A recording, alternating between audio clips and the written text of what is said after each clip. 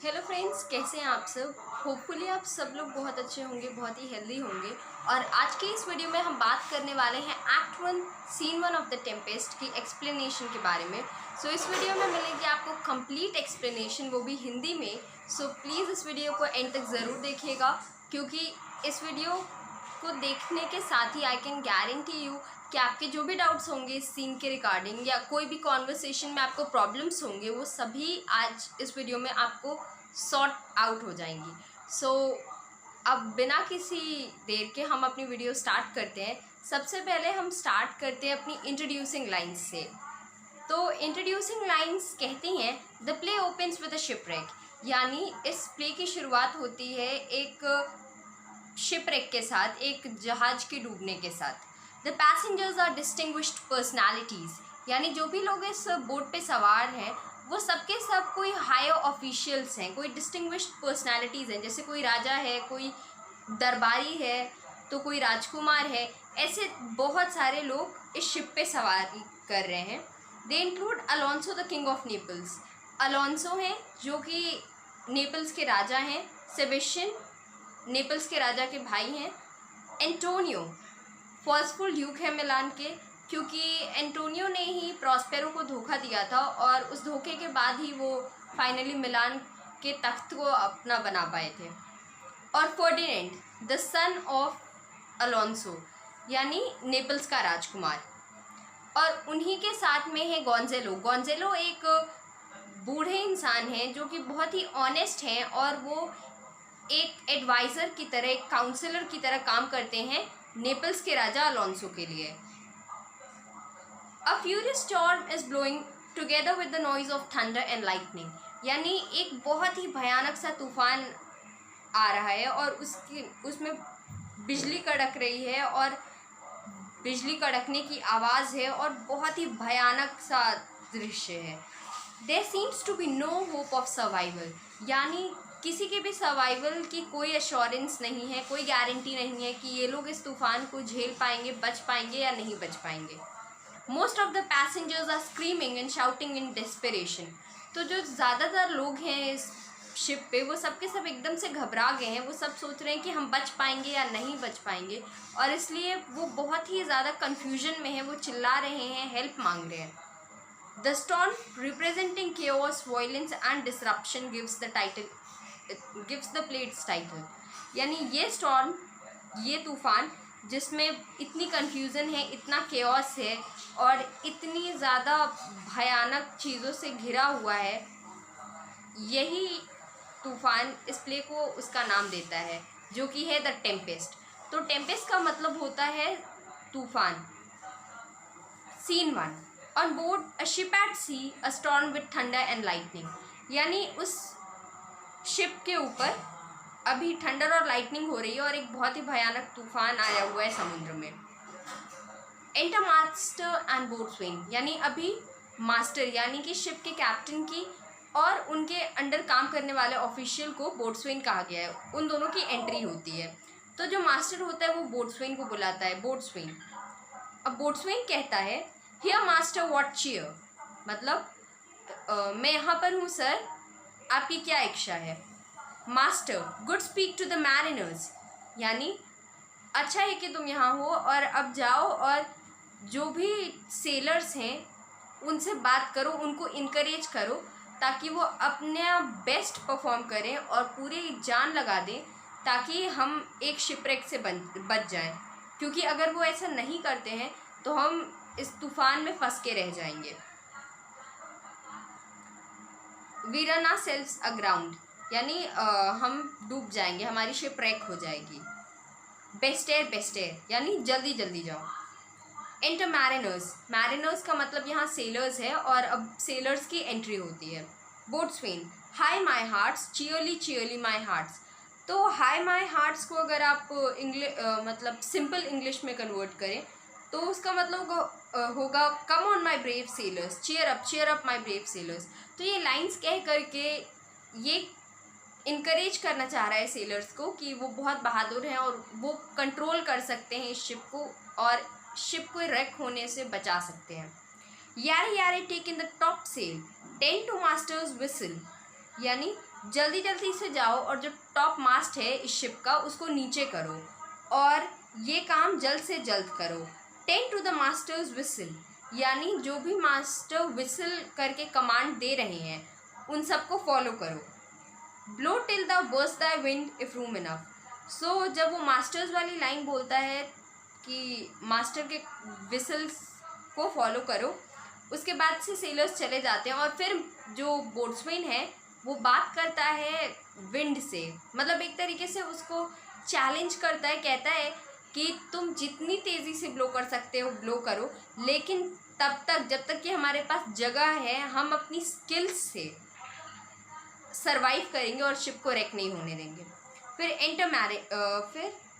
Enter Alonso, Sebastian, Antonio, Ferdinand, Gonzalo and others. तो अब Alonso, Sebastian, Antonio, Ferdinand, Gonzalo और बाकी के जितने भी ऐसे ऑफिशियल्स होते हैं उन सबकी एंट्री होती है।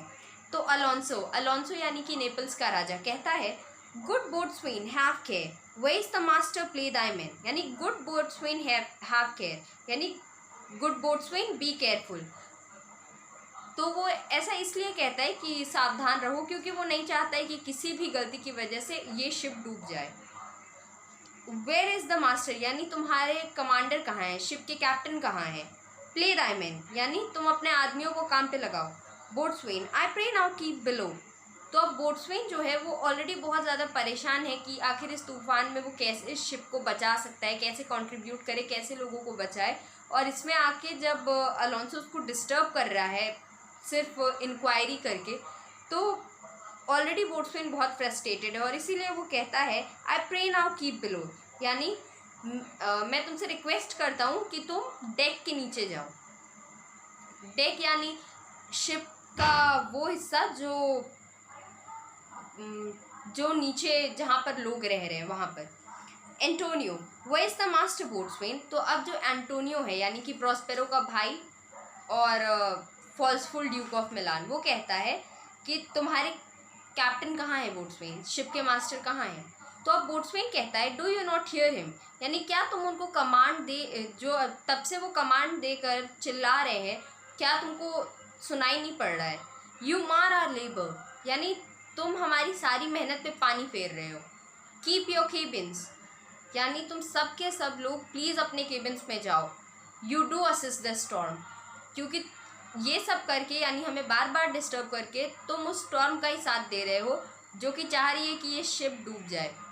अब गोंजेलो जो कि एक काउंसलर है और एक बहुत ही नेक दिल इंसान है, वो कहता है, ने गुड बी पेशेंट, यानी कि प्लीज़ शांत हो जाओ भले मनुष्य। बोट्सवैन कहता है, when the sea is hence, यानी मैं तब शांत होऊंगा जब समुद्र शांत हो जाता है। What cares these roaders for the name of the king, यानी क्या फ़र्क पड़ता है भला इन वेव्स को या इस पूरे कुदरत को कि कोई इंसान राजा है या कोई कुछ भी है, क्योंकि वो तो सबको एक सेम तरीके से अफेक्ट करेगा। यानी अगर एक राजा डूब सकता है पानी में तो एक कॉमनर भी डूब सकता है, और एक कॉमनर डूब सकता है जिस भी तरीके से ये तूफान एक कॉमनर को इफेक्ट करेगा, राजा को भी वैसे ही इफेक्ट करेगा। To cabin, silence trouble is not, यानी प्लीज़ केबिन में जाइए और मुझे डिस्टर्ब करना बंद करिए। गोंजेलो, गुड येट रिमेंबर हुम दाउ हैस्ट अब्रॉड। तो अब गोंजेलो उसको समझाता है कि तुम ये कम से कम ध्यान में रखो कि तुम्हारे शिप पे कौन कौन से लोग हैं, यानी कितने रॉयल लोग तुम्हारी शिप पे सवार हैं और तुमको उनकी रिस्पेक्ट करनी चाहिए। तो अब बोट्सवैन कहता है, none than I more love than my self, यानी मुझे किसी और की उतनी परवाह नहीं है जितनी मुझे खुद की है। यू आर अ काउंसलर, यानी कि तुम एक राजा के एडवाइज़र हो। If you can command these elements to silence and work the peace of the present we will not hand a rope more, यानी कि अगर तुम इन सभी चीज़ें, ये जो सभी चीज़ें चल रही हैं, यानी ये जो तूफ़ान आ रहा है, बिजली कड़क रही है, अगर इन सब चीज़ों को तुम साइलेंट कर सकते हो, इनको वापस से काम कर सकते हो, तब तो ठीक है, प्लीज़ करो, ताकि मुझे और जो भी मेरे सेलर्स हैं उनको अपना हार्डवर्क नहीं लगाना पड़ेगा रस्सी से इस शिप को कंट्रोल करने में। If you can not give thanks you have lived so long. और अगर तुम ऐसा नहीं कर सकते हो तो भगवान को धन्यवाद कहो कि तुम जितने भी दिन आज तक जिए हो उन सब चीज़ों के लिए धन्यवाद करो भगवान को। And make yourself ready in your cabin for the mischance of the hour. और तैयार हो जाओ कि अगर वो बुरी घड़ी आई जब ये शिप डूबती है तो उस घड़ी के लिए तैयार हो जाओ, उस पल के लिए तैयार हो जाओ। चीयरली गुड हार्ट्स। अब यहाँ पे वो फिर से सेलर्स को इनकरेज कर रहा है कि जल्दी से तुम लोग अपना बेस्ट परफॉर्म करो मेरे बहादुर sailors. Out of our way I say. और फिर से वो गोंजेलो को कहता है कि हमें परेशान करना बंद करो, हमारे रास्ते से हटो। Gonzalo, I have great comfort from this fellow. यानी मुझे इस इंसान को देख के ना बहुत राहत मिलती है, बहुत सुकून मिल रहा है। Me thinks he have no drowning mark upon him. क्योंकि मुझको ऐसा लगता है कि ये इंसान डूब कर नहीं मरेगा। His complexion is perfect गैलोज। यानी इसे देखकर सिर्फ ऐसा ही लगता है कि इसकी मौत फांसी से होना तय है। Stand fast good fate to his hanging. यानी कि वो फॉर्च्यून को एड्रेस कर रहा है, यानी कि वो लक को या आप कुछ भी मान ले भगवान को, वो ये कह रहा है कि पक्का इसकी डेस्टिनी में यही है कि ये बंदा फांसी पे चढ़ के ही मरेगा। और फिर वो कहता है कि ओ डेस्टिनी, तुम अपने इस बात पे अड़ी रहना कि इसकी मौत फांसी से ही होनी है।